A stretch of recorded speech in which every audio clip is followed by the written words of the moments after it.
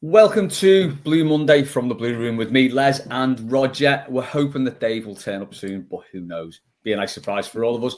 Rodger's our first post-defeat Blue Monday for a few weeks, but I imagine you're still flying high from the Eagles' NFL win. Yeah.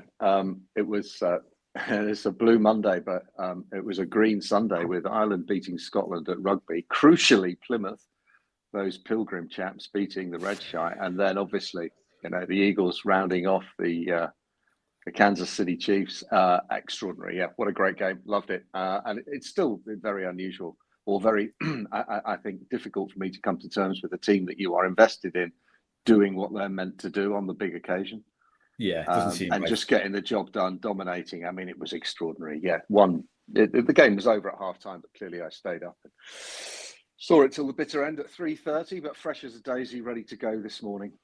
Good stuff. Thinking maybe Dave stayed up and watched it and just hasn't. I think that might be it. Yeah, I think he's had too many Jack Daniels celebrating the Eagles win. That could well be the reason. Definitely. Just a little bit of housekeeping before we start. Then, if you listen on the pod, please do give us a rating and share with friends and mates and family, whatever. If you're watching on YouTube, all like, shares and subscriptions are appreciated. As any comments or any thoughts you want to share. And Valentine's Day is coming up. So what says I love you more than a picture of Goodison Park? A picture of Goodison Park with 25% off. That's what. So head to lauragatesphotography.co.uk and use the code TBR25 to get 25% off. Right, Rog, Bournemouth. Yes. We said on post-match, just after the game, it was probably more disappointing than anything because it kind of felt like it was a self-inflicted defeat. What were your thoughts on it all? Yeah, I just hate losing to Bournemouth. Obviously, living down here, it's difficult to come to terms with them being good at footy and not just being a joke club with a sort of cardboard box stadium. And they've beaten us 3 times this year, so I don't know whether they get to keep us or get to keep Goodison or whatever. It was self-inflicted, wasn't it? And of course, it gets really annoying when you go out and then you see the competition opening up. Obviously, there was a couple of all Premier League ties. Spurs are no threat to anybody, and Man United are no threat to anybody, even though they're still in it. But yeah, Liverpool going out, that was good. Yeah. And Arsenal are already out. And City aren't much cop. Chelsea, of course, went out. So it's a shame. It's an opportunity missed. And, cup ties, it was the last cup tie at Goodison. And I think I said to someone that, losing at home is bad enough, but losing at home in a cup tie, in a one-off game, it's a really sad way for the last FA Cup tie, last cup tie ever at Goodison to go out with such a whimper. I know we kind of upped it a bit in the second half and hit the post and what have you, but you can't give a team like Bournemouth a 2-goal start. And yeah, it's very frustrating. And I think does Moyes learn from it? What does he learn? He learns that perhaps Beto is a very limited striker, and unless you can pass it through in front of him like Jimmy Garner did in the previous game, doesn't necessarily offer much. And, Tarkowski's an accident waiting to happen. That was dreadful for your captain to do that. Concede a penalty, arguably a bit unlucky. Was he offside? But why go diving in? Why not trust England's number one, the best keeper in the Premier League, to save a shot from quite a tight angle anyway? Giving the ball away for the second goal, no idea who he was passing it to. A mate in the stand? I mean, there wasn't a blue shirt anywhere near it. So yeah, really, really disappointing. And it's, like I say, an opportunity missed. I really should. I'm not suited to positivity, so suggesting we might win the cup was a pretty stupid idea in the first place. But it's anyone's to win, as I said. A lot of the favourite clubs are out, and some of those other strong teams that you might historically have worried about. No, I mean, there is. If we were still in the competition, there isn't a draw that would worry me. Really, even City away wouldn't worry me. So shame. It's a shame. Yeah, it feels like it could be one of those years where a couple of underdogs get to the semis and maybe the final. So yeah, it does feel like a big opportunity missed. When I was watching the game on Saturday, I didn't really think there was much between the two teams, and I don't think there has been over the 3 games. I know they were a lot better down at their place, but it was still a sort of a 1-0 tight defeat with a goal that we probably shouldn't have conceded. But I think on reflection on Saturday, I think they just did a really good number on us, didn't they? They didn't play spectacularly well at all, but they nullified the one attacking threat that we did have. And that sort of James Garner to Beto combination it did for Leicester. I think they snuffed that out really well. And then it wasn't until Moyes made the substitutions, Alcaraz came on, and weirdly Jack Harrison came on and had a decent cameo. And it does feel like we could be in for not a rough end to the season, because I think we'll be fine, but just maybe a bit of a rougher end to the season than we've maybe thought over the past few weeks, because if that attacking threat is nullified, if Ndai doesn't quite get in the game as much, then there's nothing there still, is there? No, I mean, it was a bit of a reality check, wasn't it? And you know, the teams that we've beaten, you know, Bournemouth are the best team we've played since Moyes came in, and they showed that. You know, an away win in the cup, that's fantastic, because you know, you'd like to think, especially against another Premier League rival, you're knocking a potential winner out, and then you know, you cross your fingers for a home draw in the next round. So yeah, I think they're a professional team, you know, and they just carry a threat at the top end of the pitch, all over the place, wide. I think agree with some of the comments on post match that you know, Jake O'Brien got caught out, probably had his worst game since Moyes came in. Maybe arguably at fault a little bit for the run for the first goal, and Christ, how he managed to miss that header late on or hit the post with it.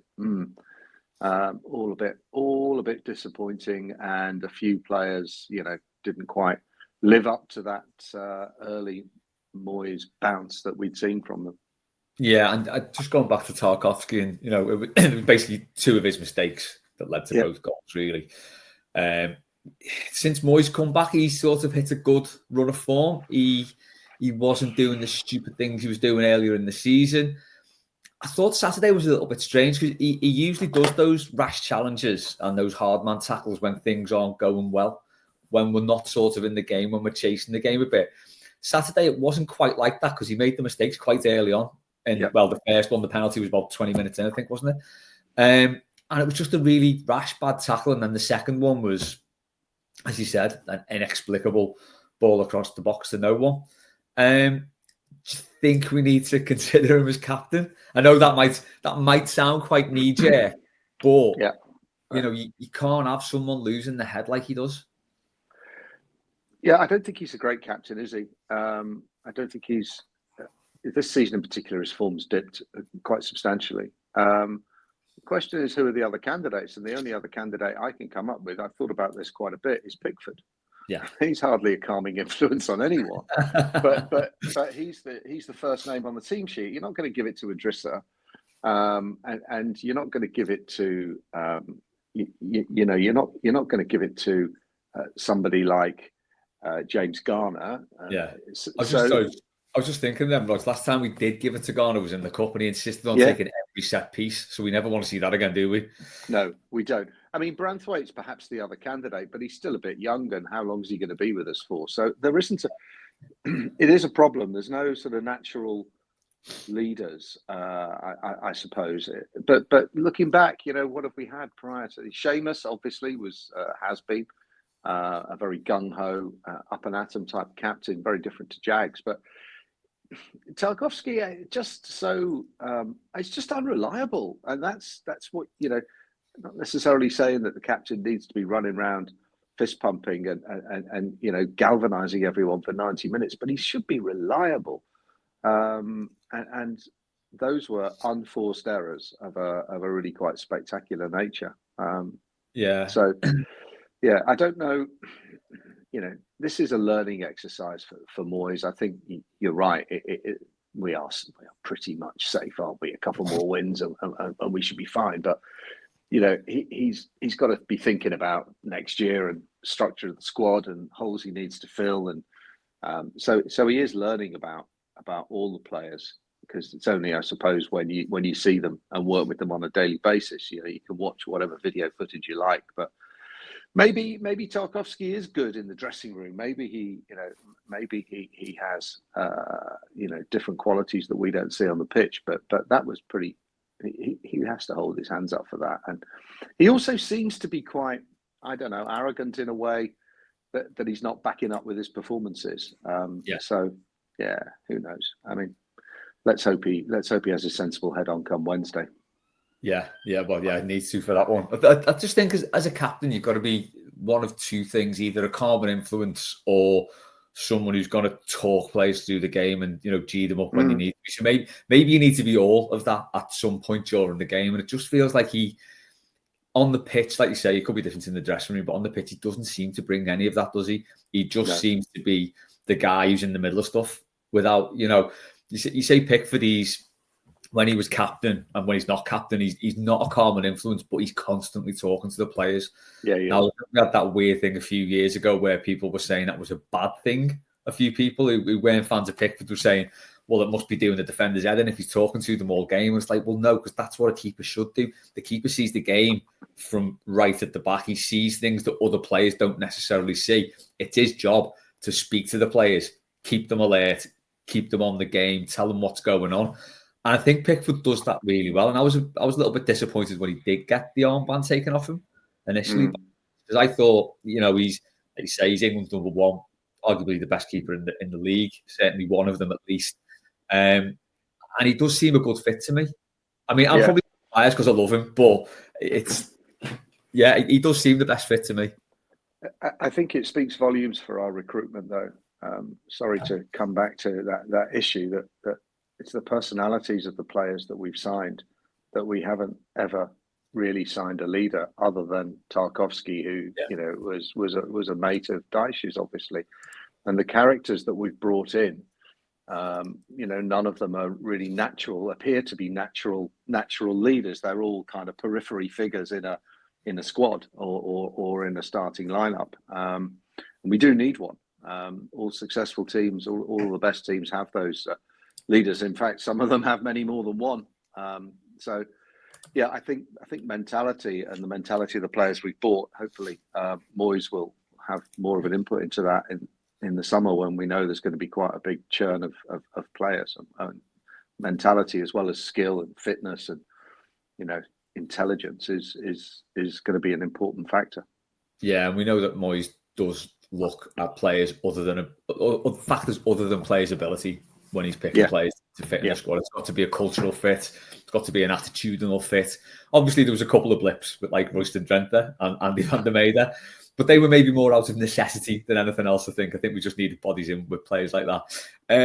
Just going back to Bournemouth and basically them doing a number on us, really. They pretty much snuffed out Garner and Beto. Yep. They snuffed out that threat. And I'm going to bring up that really interesting stat from Mick Greenall. Yeah. They basically let us have the ball, which, we've got the song about we hardly touched the ball. We beat the shite on a Wednesday night. Yeah. All good fun. But there's something to it, isn't there? Because we're definitely better without the ball. Just that anyone who's not seen the stat, Mick Greenall put it up on Twitter. Unsurprising to see that yesterday's loss coincided with us having 58% possession. That now takes us to 36 games with Premier League teams where we've had 50% possession plus. Since the start of 21, we've won 7 of them. So 7 out of 36 games when we've had more than half of the possession. Now, I know it's an odd stat possession because you don't need to have the ball for long periods to win a game. Like we saw with Roberto Martinez, sometimes you can just have the ball for the sake of it without doing anything, and that's frustrating. But that's a pretty sad stat, that, isn't it? It is. Paddy Boyland mentioned several weeks ago now his conversation with Woney, I think in Ireland on pre-season, that apparently it's 35% possession and no more than 300 passes is our perfect, is what, Dyche was all about. Jesus wept. It's terrible. I mean, obviously Leicester won the Premier League with whatever 30-odd% possession, but they had speed and pace on the counter-attack. And Pep says that their form of defending, when they're in possession, that's their way of defending because they've got control of the game. Yeah. And that is the point. If you have the ball, you do have control. You can play it at your pace. You can, play your style. And for us to be quite ineffective with the ball and more vulnerable when we have the ball, than when we don't speaks volumes for really the style of play and the attacking threat in particular that we carry, because we don't carry much of a one, you know. And if we've got the ball, what are we going to do with it other than give it away, as obviously seemed to happen a bit too easily on Saturday? It's worrying because, you know, there's only ever, you know, if a team's gonna give you the ball, then that's an opportunity. Yeah. And obviously you need to have different styles of play for different opponents. But, you know, are we saying if we were, you know, playing a championship team or a League One team at home, we wouldn't want the ball? I mean, that's crackers. We've got to have something about us. We've got to play on the front foot. We've got to have some confidence in our ability to use the ball positively and get back into position, get back into shape quickly enough to defend. And I think because of this focus on, which comes from the previous manager, of defending the V and whatever other nonsense he talked about, he just wants his players in position, 2 banks of 4, whatever.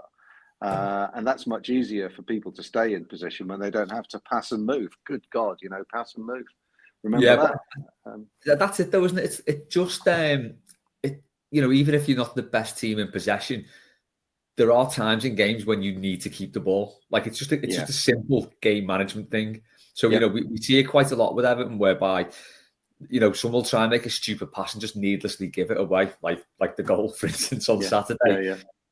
But, you know, these are professional footballers. They should be comfortable on the ball. And there are times in a game where you will need to keep hold of it and just, you know, not necessarily attack, not necessarily do anything with it. Just don't give it away. Just keep the opposition running around, maybe to see out the game and stuff like that. And, you know, if you've not got that, you know, we're back in that position whereby, like you say, we're just defending deep and we're inviting pressure on. And then you do get situations whereby the away team will just spring and score.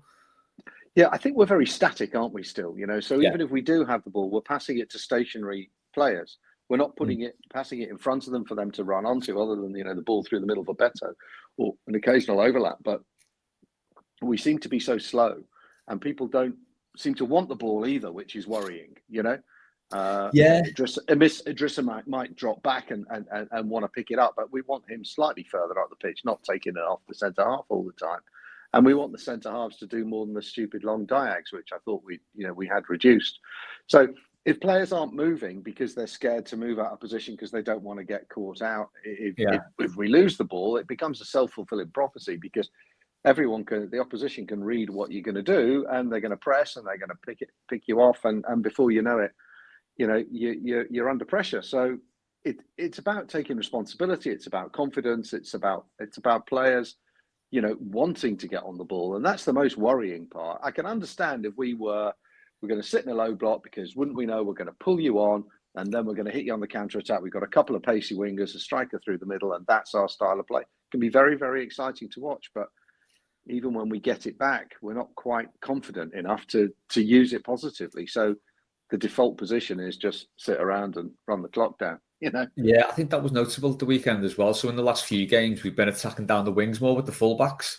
Sort of Lindstrom as that sort of auxiliary winger type player, and Mikalenko was doing a lot better getting forward. I think the first 10-15 minutes we maybe did, and then that just stopped, and we sort of went back to that sort of static back four with no one really pushing forward. I mean, like I said, that's probably down to Bournemouth sort of doing a good job on us, but it's quite worrying for the games we've got coming up, isn't it? Like particularly the one on Wednesday, which we'll come on to in a bit. We need to think of a way to play if teams have sussed us out that quickly. Yeah. That's not just sitting back. One sort of positive perhaps is that, you know, with Alcaraz came on, he looked really good. Looked lively. He was dropping very deep to get the ball, so he always wants to be on the ball. You can't think that maybe, you know, you're talking about sort of springing a quick attack. Lindstrom's quite fast. Alcaraz looks fast and really good on the ball, and Dyer's the same. Maybe not dead fast, but when he's got the ball, he can move at pace, which worries defenders. So we could have more options to maybe be a more counter-attacking team. Because I mean, personally, I love counter-attacking football. I think it's great to just have a quick attack, and if we've maybe got players who could do that, that could be something we could look at. I think so, as well as pace, wingers, and to take advantage of a quick turnover. You also need players who are prepared to run forward with the ball. We've got a couple now, and I will run with the ball at his feet. And Alcaraz looks like he's got something about him, and he wants to drive forward. Even play a 1-2, because 1-2s work. If you remember, we did one earlier, two games ago, wasn't it? That 1-2. I still dream about that. It's fantastic. You've got to have players with the confidence to want to run forward with the ball, and that's possibly something that Alcaraz can add. I mean, those Reds have a pretty strong central midfield, don't they? So that could be a challenge. But I think we've got to take it to them. You're quite right. We're at home, last derby at Goodison. Got to go out. And it's 42-all, isn't it? That's worrying as well. Oh, that's the terrifying thing, yeah. So whoever wins this one has won the most games at Goodison. Is that just league games, or is that all games? I've just checked the stats, and there's been 119 derbies at Goodison, and we've won 41 each. So, yeah, Wednesday night is a big one, which we'll come on to in a minute. But Dave's just joined us. So, Dave, just want to get your thoughts on Bournemouth. Me and Rodger have already sort of spoken about how we thought Bournemouth probably did a good job on nullifying the team. A little bit disappointed with, Tarkowski's mistakes. But what were your sort of takeaways from that game?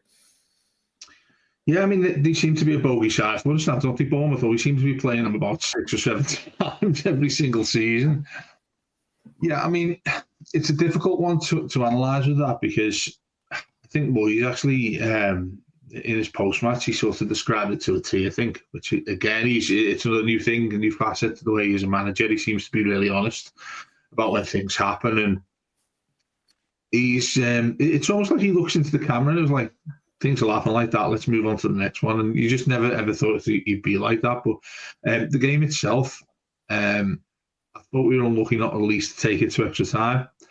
I felt, how many times you hit the post there. New lad who comes on is really good.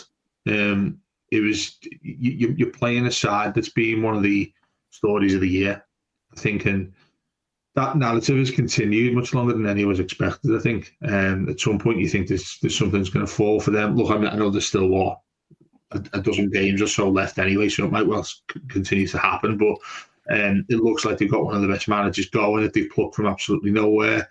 And I felt for us the way in which we played that, the way in which we wanted to. I wasn't too concerned about how we did. The way in which it's set up, the way in which we play. Look, we know we've got a minimal amount in certain places. We've spoken about this quite a lot, haven't we, in terms of the players we'd like to have got. We should have got in January, and we'll sort of limp or crawl towards the end of the season, whichever analogy you want to use.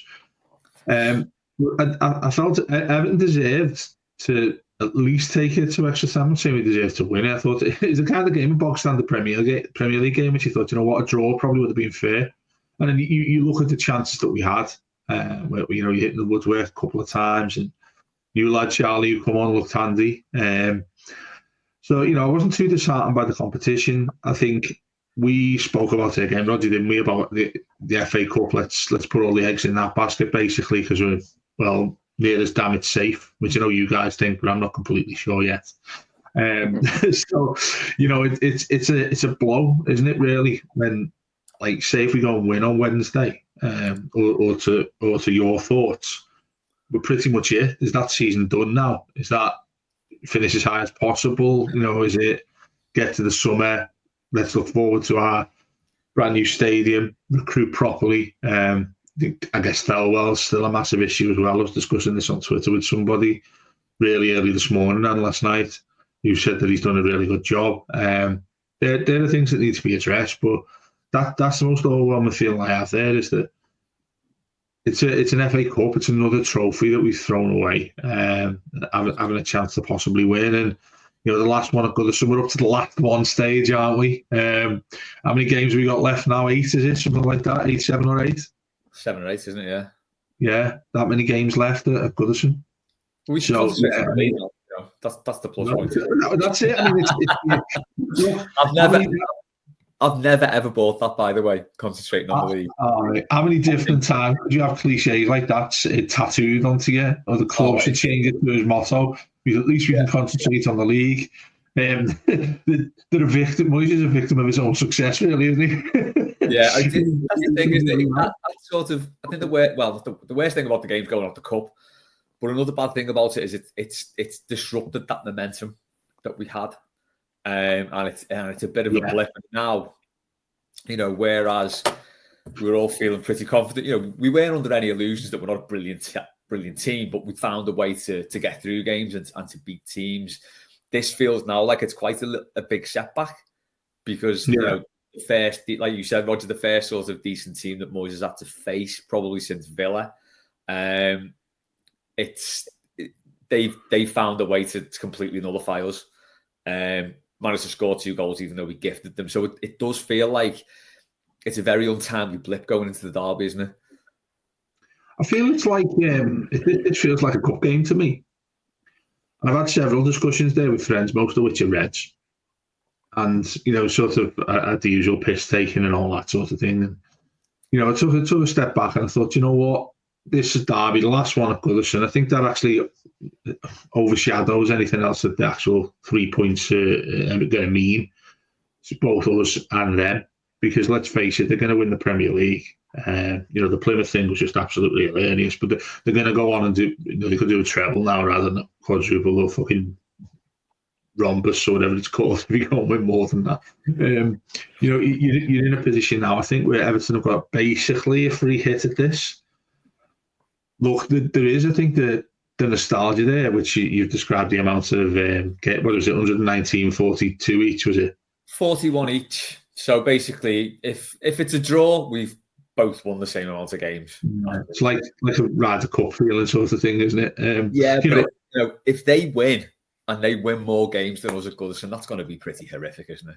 I don't know, man. I mean, I know it's just a number, but it just feels a little bit.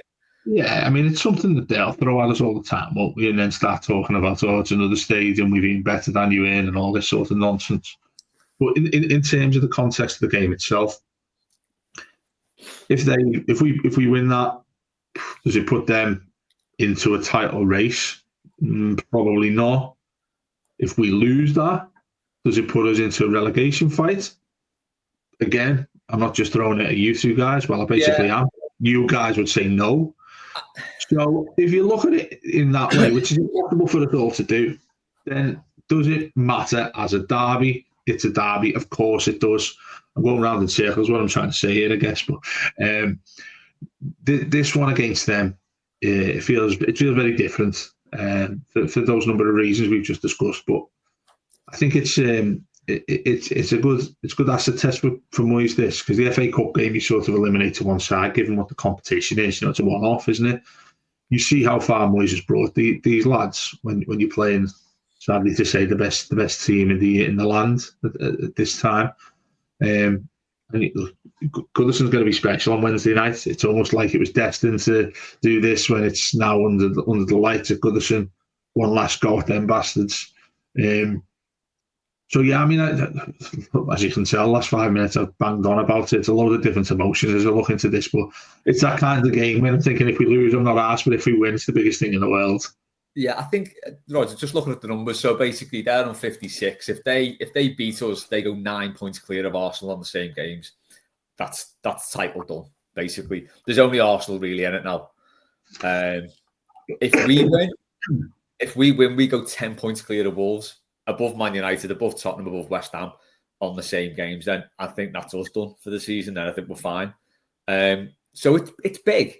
I mean, regardless of the stats about 41 games each, and the fact it's the last derby at Goodison, it's a big match for both teams. This 100%, it is, and I think we've had so many of these derbies, haven't we? Because our role in the derby is to leg them over, right? Is to stop them winning. Is to be the party poopers or whatever you want to say. And I'd far rather have David Moyes in the dugout for a derby than any of the other clowns we've had prior, Carlo excluded. So he knows how to beat them, and he knows what it means. This is a massive, massive game in the history of Everton Football Club, I think, because it's one that we're going to remember. And Dave's absolutely right. If we lose, oh dear, we lost to the better team, and we'll all pretend we don't give a shit. If we beat them, joy unabound. I think, it's a free hit, but we've got to remember to bring our bat and ball. And the problem is that, how big's our bat? That's the issue. Have a free hit by all means and play without fear. The problem is this Liverpool team, like, Klopp's Liverpool team, they could be 3-0 up before you've broken sweat. One Tarkowski misplaced ball or one dive in on Salah, and Jesus Christ, it's the end of the world. And it's the usual challenge for Everton in the derby, which is keeping 11 men on the pitch. I fear for Alcaraz. Hopefully, he's not going to do a Funes Mori. I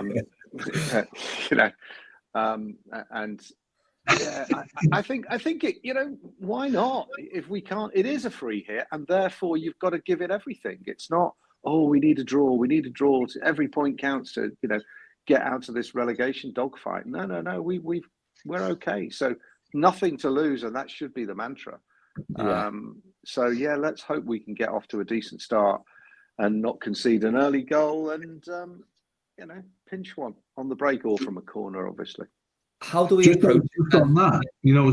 Sorry, I was just going to say, just on that, have you seen their run of fixtures? People saying that, well, it's over if they beat Everton. Yeah, probably so, but I think they've got to go to City as well. I think they've got something silly like 6 or 7 games in the space of a day or something like that.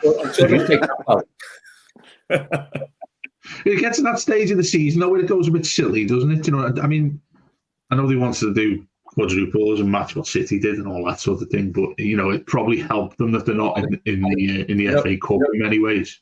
Do you know what though? I think that's the biggest bit of football cry-arson that I can't stand, when managers and players and fans to a degree come out and say there's too many games at the end of the season here, we're in too many competitions. It's like, you're in every competition, you've got the money, you've got the squad to deal with that. Stop moaning about it. We would all love to be in that position, wouldn't we? Whereby the games are piling up. It's happened to Everton teams in the past. You look at like 85, that FA Cup final was a step too far for that team. It happens all the time. You just got to take it on the chin. But it makes the bar more handless. It ultimately that narrative changes when you're out of one of them, because you think, look at all this effort we've a cup competition. I mean, look at the Champions League. If they're going to lose in that last 16 of the Champions League, when they've dominated that league table or whatever it is these days, that is when it hits you properly in the bollocks. And I think that game against Plymouth as well, where it's brought about a really different angle to how their fans will look at it. Certainly how I do. That it's the first time I've seen there's a bit of crack in the great juggernaut that Liverpool are. When you look about what they've said about the egghead and the team in which he started, they've all kicked off because they put some 12-year-olds in and saying we should take it seriously. And look, I mean, they've travelled, done a 1,000-mile round trip. We've done it a few times, haven't we? Down to that's even further there, though, isn't it? Into the west towards the equator club. It's got me thinking. Do you remember when we were there? And it was James Beattie's first game, and I think Nick Chadwick scored against them. I've just got the top of my head going to Plymouth. But that should be, I would think, well, certainly with their fans, it appears to be a little bit of a kick in the bollocks. This, so like you said, I'm sort of gaining momentum there of what the pair of you have said, thinking that you can go and trod on them if they have got down, if they have got a little bit of a chink in the armour, then it's a perfect chance to go and do so, really. And then if you've got this many games that I was saying there, which is probably worth you having a look at there, Les, if you get a chance, the amount of matches that they've got coming up, you beat them, Arsenal win. This is the game in hand gone. Then you're probably looking at a genuine scrap.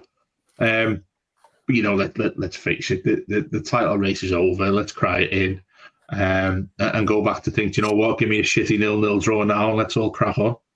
Yeah, I mean, like I said about our game against Bournemouth being a little a bump in the road as far as momentum is concerned. That's a big one for them because they don't lose games like that. Really, they've not lost a game like that for years. It feels like. The Plymouth one. What's that? The Plymouth one. Yeah. Yeah, I so much so with 10 minutes left, I put 20 quid on them, thinking, yeah, they'll come back. They always do that. It always happens. Every other season, that Brilliant tactic. I've done that. Yeah. I've done that before. Gonna put the house on them beating us on Wednesday. But it will cast a bit of doubt in their mind. They hate coming to Goodison. We hate them coming to Goodison. I'm already cringing me back out thinking of the banners they're going to bring and everything. Anyway, that's another story. But we've still got another one, haven't we? That's the problem. From a playing perspective, they'll be second guessing themselves now about how this is going to go. How do we approach the game? No, forget about them. They've got a really good team, proper world-class players. They're clearly far and away the best team in the league. We've got to concentrate on us. Rog, how do we approach this game? Or is there only one way we can approach it, and that's the team we've been playing the last few weeks? I think it probably is. There isn't an option at the top of the pitch, is there? You've got to start better. He's another potential red card. You see. I mean, by the way, at the weekend, didn't he put a really mad challenge in that away with? Yeah. Him up against Van Dijk. Okay, he's a bit of a nuisance, but did he not elbow Richarlison in the face? That was horrendous. That was terrible. Yeah, he's done it to Anthony Gordon as well. They absolutely love it, obviously, given what happened when Van Dijk was snapped by Pickford, and we all had to laugh about it. In terms of the referee, that was 2 minutes into the game against Spurs. That the thing with Van Dijk is he's Bertie Big Bollocks until someone obliterates his knee. So I think he needs to watch his hair as well. Does my head in that shiny? Sorry, Rod, you were saying. So, I mean, part of me would be looking for a different solution at the top of the pitch, and if that means play and die centrally and Harrison on one side and who else on the other, don't know. It's going to have to be Beto, obviously. Where do you fit Alcaraz in? Do you drop to Toure? Probably. And just, I think you've got to, there's going to be Hail Mary. You've got to be prepared to try things. I think that's the point. We've got to be prepared to take gambles and not in the first minute or even in the first 20 minutes, but we've got to be prepared to risk it, to make an attacking ball that might get intercepted, but then we've got to be on our toes to defend it. And a few crunching tackles, take an early booking. Somebody hit Salah from behind, that would be great. Stick him in the paddock. It's got to be physical. We've got to be, that good old Everton that we've seen in derbies before, where we kind of, we managed to bully them. If that doesn't sound totally unreasonable, but that's what we've got to do. They're better than us. I mean, they're better in almost every position apart from goalkeeper. They've got better players in every single position, and they've dominated the league this season. But we've done it before, and we've got a manager who knows how to do it, and we've got some young blood in players who should be fearless, and Dye and Alcaraz. We need the pros the old pros to do their job. Tarko, Pickford, Idrissa, and those who've got some creative juices flowing through their veins to bloody use them and go out with some confidence and make a name for themselves. Yeah, Dave, just on that, what Roger was saying then about the attacking options. Beto, he's a big lad, but he's no aerial threat, is he? He just doesn't offer anything in the air. Is there a case for having, now hear me out, like a sort of fluid front four? I want to say false nine, and I hate myself for saying it, but we've got players there who can all play in like the 10 or the wide position, and you have like a fluid front four of like Ndai, Lindstrom, Harrison, seriously hear me out, and Alcaraz. So you've got 4 players who can all sort of interchange there. Do you think that would be something that would be worth working on? Because, like Rod said, I think the idea of Beto up against Van Dijk does kind of terrify me a little bit. I love the thought of it. I think, you're completely other end of the scale, but you think about Real Madrid, they're like this, weren't they? When they had Messi and Suarez and Neymar, they never really played a number 9. Look, I don't know if we're capable of that, but I think what Roger said there is try something new. Maybe this is the time to do so. It's a game that I don't actually like Moyes having. Because you mentioned there, I think it was a really good point. You both mentioned there about Bournemouth sort of stalling the momentum that we've had since Moyes has come back there. Other than that first loss against Villa, we've felt like it's been great, haven't we? We've all had fun. We've all really enjoyed how we played and the performances. I think there's a lot of irony in this one, because if Everton play like they've done, which has been relatively free-flowing since Moyes has been back, you do that against these, they'll rip you apart.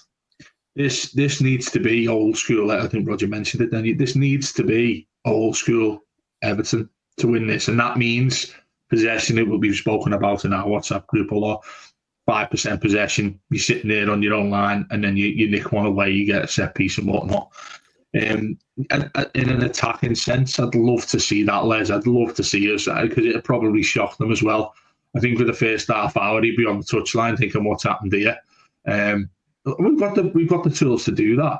I just don't think we have a manager that would. I don't think any manager would, to be honest with you. You maybe think Martinez back in his heyday might have a go at that at some point, but I just don't think it'd be right. I say right. It wouldn't be there within what they would say to do this. I don't think Moyes will be looking at that as an alternative. And look, that's where I have a great deal of sympathy with him, because there's nothing else really, is there? There's Beto, and then you, Charlie, there, who I was talking to Tim Vickery on the Copacabana the other day, and he was saying that he can play as a second striker or a striker himself. You've got that option there too if you're looking for something different. But yeah, I mean, it's keep it as tight as possible. These are quite negative things to say, but I just think they're realistic. Oh yeah, it is. Like you say, Rodger, I mean, you've got Salah to give it to. I don't think they'll play Diaz because he was woeful against Plymouth.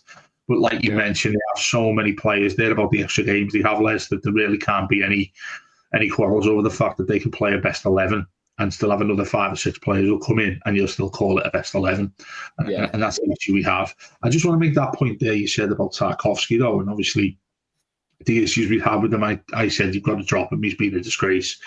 Maybe I jumped a little bit too far there. Where I think I was quite fair, though, is the fact that it's been underlined that he's been really poor this season in general. And I think that he's got away with that, given the fact that Everton have generally been really poor this season anyway. Everybody else has, so it's not really, the finger's not being pointed at him that weekend. No, he was that was a disgrace. And I feel as if, I was saying that you've got to drop him, get him out the club and all this. I was getting absolute pelters for saying that, so I had to delete it in the end. And I know for a fact, with that wry smile on your face there, Les, you were sitting there ready to press reply, weren't you? Me? No chance, not at all. No, it's thing is that you didn't believe what I was saying, though, did you? Because it was a knee-jerk reaction. Was a little bit. I mean, to be fair, he's had a terrible game there, but it's one in the last 3, let's say, that he's had bad. So the way I'm looking at it is, hopefully they've got those mistakes out the system at the weekend. I know it was a good chance to win the cup, but what would you have taken, Saturday or Wednesday? Give it a choice. Saturday all day long. It's a chance to win a trophy. And as I said at the start, all these bigger teams are out. The Shite are out. Chelsea are out. Arsenal are out. Spurs are rubbish. City are rubbish. United are rubbish. Yeah. It's between Everton, Villa, Newcastle. The draw's not until today, is it? Hey? The draw's not until today, is it? The draw's on Tuesday. On the one show again. They're still playing games on Tuesday night, for God's sake. There's another game. Forest are playing someone. Forest are playing Exeter on Tuesday, and Palace are playing Doncaster tonight. I mean, it's the round that just never ending. Yeah. I mean, just imagine us sitting there. I said, watch Bournemouth end up getting Wickham at home or Plymouth at home or something like that, and end up going on a run and going on to win it. Well, they might well go and do that the way they've been this season. Can fully see them having a good cup run. Now, there's no reason not to, is there? No. No, not at all. They're one of the better sides in the competition, right, lads? Before we wrap up, then we've kind of looked at the derby. I did mention before about the fact that I'm already cringing me back out at the banners. There was an interesting thing at the weekend that we had a banner that showed all our FA Cup wins, and they didn't take it well on Twitter, did they? I don't know if everyone's seen this, but there was some lad said 1906. That's when his great nan was born, and went into a little thing about that, like that makes any odds. Another copite said he's been looking up Everton's 1906 FA Cup win. So they're reading about us. They're reading up on our history on the back of these banners. They're a strange lot, aren't they? Isn't this the time? Do you remember the time when they started saying that every goal that Dixie Dean scored was offside, and he didn't use offside properly back in the day? Oh God, yeah. So someone said if he had VAR, Dixie Dean wouldn't even be known as an Everton striker. Yeah, it's quite bizarre, isn't it? We can't have anything, can we, without them like. No. I said yesterday there'll be some sort of shitty Paddy Power crap advert. As I said, as soon as they set the final whistle, I was like, I bet you don't see one of them now because he's a massive cop-out, he's a massive Man United fan, isn't he? But they're always taking the piss out of us. You never see Liverpool getting the piss taken out of them, do you? Yeah. No.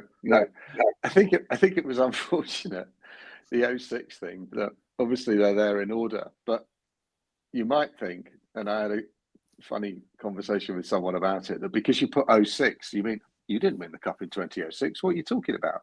So because 06 has gone, right? You think in the 2000s that it should have said 1906, but I do think there's something.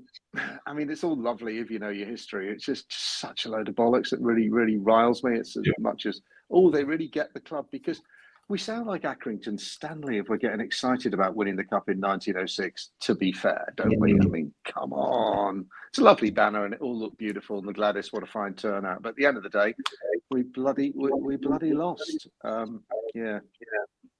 Yeah, just on the flags as well, I just want to apologise to anyone who was anywhere near me trying to wave that big flag. I absolutely messed it up.